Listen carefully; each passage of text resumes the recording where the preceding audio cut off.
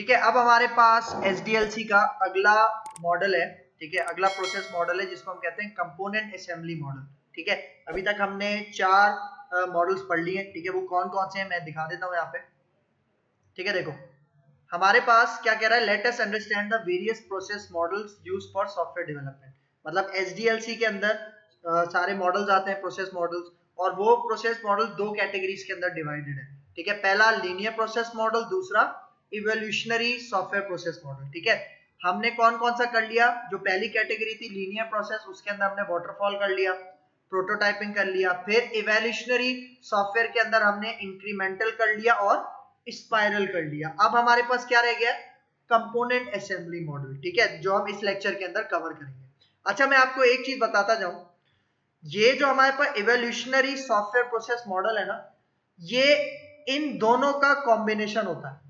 मतलब इंक्रीमेंटल भी वाटरफॉल और प्रोटोटाइपिंग का कॉम्बिनेशन है, स्पाइरल भी इन दोनों का कॉम्बिनेशन है, और कंपोनेंट असेंबली मॉडल भी इन दोनों का क्या है, कॉम्बिनेशन है। इसका मतलब वाटरफॉल में क्या होता था, सीक्वेंस वाइज चलता था।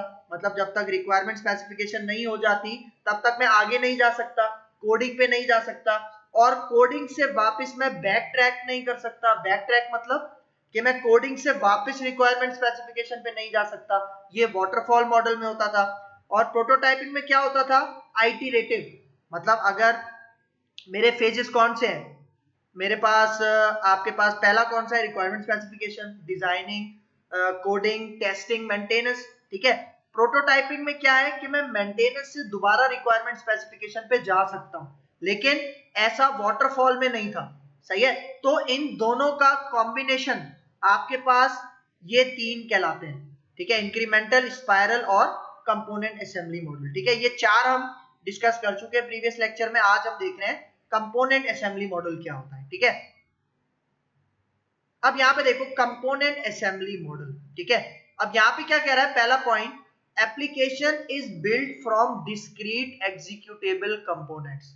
अब इसका मतलब समझना, देखो सबसे आसान ये मॉडल है। ठीक है, इसको समझना आसान है, क्यों, क्योंकि देखो फॉर एग्जांपल हम क्या करते हैं, हमारे पास बहुत सारे कंपोनेंट्स पहले से बने हुए रखे हुए होते हैं। फॉर एग्जांपल मेरे पास एक स्कूल का प्रोजेक्ट आया, अब स्कूल में जाहिर बात है लॉगिन भी होगा, रजिस्ट्रेशन भी होगा, ठीक है, अटेंडेंस वगैरह का भी काम होगा। तो फॉर एग्जांपल लॉगिन का कंपोनेंट, मतलब लॉगिन का कोड मेरे पास पहले से बना हुआ रखा हुआ है, तो मैं उस कंपोनेंट को डायरेक्ट उस सॉफ्टवेयर के अंदर इंप्लीमेंट कर लूंगा। ठीक है, मतलब इससे फायदा क्या हुआ कि मुझे लॉगिन दोबारा बनाने की जरूरत नहीं है। ये होता है आपके पास कंपोनेंट असेंबली मॉडल के अंदर। मतलब इस मॉडल के अंदर जो भी हम सॉफ्टवेयर बनाते हैं ना, उनके अंदर मतलब उनको बनाने के लिए हम एग्जिस्टिंग कंपोनेंट्स यूज करते हैं जो पहले से बने हुए हैं। मतलब हमें दोबारा बनाने की जरूरत नहीं है। डिस्क्रीट मतलब अलग अलग, एग्जीक्यूटेबल मतलब जो बिल्कुल परफेक्ट है, मतलब जो बिल्कुल एग्जीक्यूशन के लिए स्टार्ट है। ठीक है, तो मतलब अगर मैं कंपोनेंट असेंबली मॉडल यूज करके कोई एप्लीकेशन बनाता हूं तो इसके अंदर मैं डिस्क्रीट एग्जीक्यूटेबल कंपोनेंट्स को यूज करता हूं। डिस्क्रीट मतलब जो अलग अलग पहले से बने हुए हैं, एग्जीक्यूटेबल का मतलब जो बिल्कुल रेडी टू गो है, मतलब बिल्कुल स्टार्ट है, मतलब बिल्कुल उनकी एग्जीक्यूशन सब कुछ रेडी है। ठीक है, तो ऐसे कंपोनेंट्स को यूज करके, मतलब जो कंपोनेंट्स मेरे पास बने हुए हैं उनको रीयूज करके मैं क्या कर सकता हूं, अपनी एप्लीकेशन बना सकता हूं। ये काम किसके अंदर होता है, कंपोनेंट असेंबली मॉडल के अंदर होता है। ठीक है, फिर देखो एप्लीकेशन में B upgraded in smaller increments. ठीक है, इसका मतलब ये जो हम एप्लीकेशन बनाते हैं वो स्मॉल पोर्शंस के अंदर बनाते हैं। ठीक है, मतलब स्मॉल पोर्शंस के अंदर हम अपने कंपोनेंट्स को ऐड करते जाते हैं और हमारे पास एप्लीकेशन क्रिएट हो जाती है। ठीक है, इस मॉडल को फॉलो करके। फिर देखो कंपोनेंट्स में बी शेयर्ड बिटवीन एप्लीकेशंस। अब इसका क्या मतलब है भाई, देखो मेरे पास एक ही टाइम पे 2 स्कूल मैनेजमेंट सिस्टम बन रहे हैं। एक ही टाइम पे, मतलब मेरी एक सॉफ्टवेयर कंपनी है, उसके अंदर एक ही टाइम पे 2 सॉफ्टवेयर बन रहे हैं। ठीक है, कौन से स्कूल के लिए, फॉर एग्जांपल एक स्कूल एक्सीलेंस के लिए बन रहा है, एक शालतीफ स्कूल के लिए बन रहा है।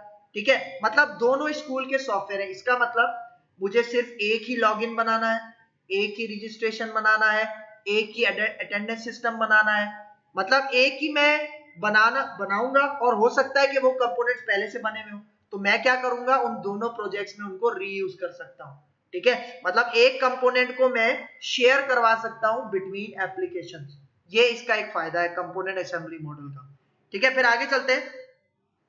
अब देखो पहला पॉइंट क्या बता रहा है, the components are discrete executable models that are developed relatively independent to one another.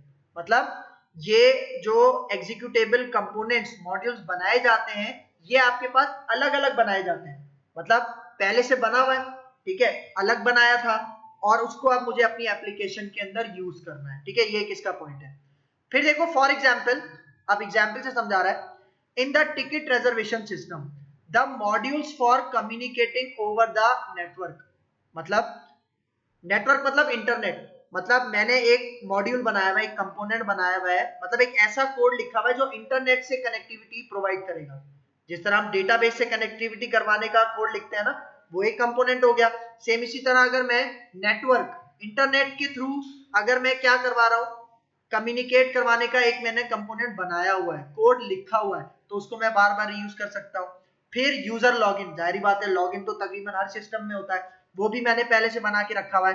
फिर ऑथेंटिकेशन, मतलब जो यूजर लॉगिन होगा वो ऑथेंटिकेट है या नहीं है, मतलब उसके पास यूजर नेम और पासवर्ड है या नहीं है, एंड सो ऑन। मतलब और भी बहुत सारे कंपोनेंट जो पहले से बने हुए रखे हैं, उनको मैं अपनी एप्लीकेशन के अंदर डिप्लॉय करके मतलब लगा के यूज कर सकता हूँ। ठीक है, तो यहाँ पे यही कह रहा है, and so on could have been developed by another team for another project and can be reused here. इसका मतलब एक प्रोजेक्ट था, ठीक है, उसमें मैंने लॉगिन बनाया था, ठीक है, फॉर एग्जांपल वो प्रोजेक्ट था, for example library management system के लिए, उसमें लॉगिन का मैंने कंपोनेंट लगाया था। अब वही लॉगिन का कंपोनेंट मैं स्कूल मैनेजमेंट सिस्टम के अंदर रीयूज कर सकता हूं ना। ठीक है, तो अगर ऐसा करूंगा तो ये काम कौन से मॉडल के थ्रू होगा, कंपोनेंट असेंबली मॉडल के थ्रू होगा। ठीक है, फिर यहाँ पे देखो the other advantage offered by using component is that if any changes are required only the component that needs to be updated can be replaced। इसका मतलब मैंने छोटे छोटे कंपोनेंट्स के थ्रू पूरा सॉफ्टवेयर बनाया ना, इसका मतलब अगर मेरे किसी कंपोनेंट को चेंज करने की जरूरत होती है, ठीक है, तो मैं सिर्फ उसी कंपोनेंट को रिप्लेस करूंगा, बाकी कंपोनेंट्स को नहीं छेड़ूंगा। ये इसका एक सबसे बड़ा एडवांटेज है। इसका मतलब कि मेरा यूजर कह रहा है कि भाई जो अटेंडेंस आप ले रहे हो, अटेंडेंस का कोड मैंने अलग लिखा हुआ है ना, उसका कंपोनेंट अलग है। अब अटेंडेंस का वो कह रहा है कि भाई मैं मैनुअली ले रहा था, आप इसमें बायोमेट्रिक लगा दो। तो जब मैं बायोमेट्रिक लगा दूंगा, इसका मतलब मैंने सिर्फ अटेंडेंस का कंपोनेंट चेंज किया है और कोई कंपोनेंट नहीं छेड़ा। ये इसका फायदा है जब आप कंपोनेंट असेंबली मॉडल को यूज करते हो। फिर देखो एग्जाम्पल बता रहा है, in ticket reservation system if the clients wants a change in security logic of the user login system। मतलब मेरा यूजर मतलब वो चाह रहा है कि भाई जब मेरा यूजर लॉगिन हो ना, ठीक है, अब फॉर एग्जांपल मेरे पास एक कंपोनेंट है जिसके अंदर कैप्चा नहीं है, मतलब मैंने एक ऐसा लॉगिन बनाया जिसके अंदर कैप्चा नहीं है। कैप्चा क्यों लगाते हैं, कि जिससे चेक कर सकें कि कोई रोबोट तो लॉगिन नहीं हो रहा।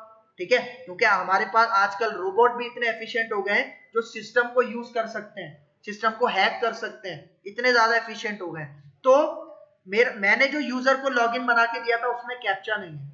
अब मेरा यूजर कह रहा है कि भाई ये जो लॉजिक आपने लगाई है ना, सिक्योरिटी लॉजिक, इसके अंदर कैप्चा भी ऐड कर दो। तो इसका मतलब मुझे उसी यूजर लॉगिन सिस्टम का जो हमारे पास कंपोनेंट है उसी के अंदर चेंजिंग करनी है और कोई चेंजिंग नहीं करनी। मतलब यहाँ पे कह रहा है only the component for handling user login needs to be replace, मतलब मैं उसी लॉगिन को कैप्चा वाले लॉगिन के साथ रिप्लेस कर दूंगा। ये इसका सबसे बड़ा एडवांटेज है। अब देखो एडवांटेजेस की बात कर रहा है। देखो अगर आप इस मॉडल को यूज करते हो तो एडवांटेजेस क्या है, this model reduces the production cost up to 80%। Production cost मतलब 80% तक प्रोडक्शन कॉस्ट, मतलब प्रोडक्शन में जो पैसा लगता है वो आप 80% तक कम कर सकते हो। किस तरह, भाई देखो कंपोनेंट्स यूज कर रहा हूं ना, मतलब एक स्कूल मैनेजमेंट सिस्टम बना रहा हूं और जो मैं कंपोनेंट यूज कर रहा हूं वो तो सारे पहले से बने हुए हैं, login system, attendance system, registration system, ये सारे पहले से बने हुए हैं ना। इसका मतलब जो खर्चा आना था मेरा वो तो पहले ही आ गया, सही है। तो इसका मतलब मुझे अलग से नया खर्चा करने की जरूरत ही नहीं है। क्योंकि जो कंपोनेंट पहले बने हुए रखे हुए उन्हीं को मैं यहाँ पे यूज कर रहा हूँ, तो बचत हो गई ना 80 अप टू 80%। ये इसका फायदा है। फिर देखो इनहेंसिस रीयूजेबिलिटी, वही बात, कंपोनेंट को मैं, अब देखो एक कंपोनेंट है लॉगिन का, उसको मैं 10 जगह यूज कर सकता हूं, तो रीयूजेबिलिटी बढ़ गई। इसका मतलब कि मेरे पास टाइम भी बचा, मेरे पास एफर्ट भी बचा, मेरे पास एनर्जी भी बची। इसका मतलब अगर मेरे पास 10 सॉफ्टवेयर है, उनमें अगर मैं 10 दफा लॉगिन सिस्टम बनाऊंगा तो टाइम ज्यादा लगेगा ना, ठीक है। लेकिन अगर मैं एक ही लॉगिन सिस्टम को उन 10 जगह पे इंप्लीमेंट कर दूं तो इसका मतलब मेरा टाइम भी बचा, मेरी एफर्ट भी बची, मेरी एनर्जी भी बची, ठीक है। ये इसका एडवांटेज है। फिर देखो इंक्रीज इन रिलायबिलिटी।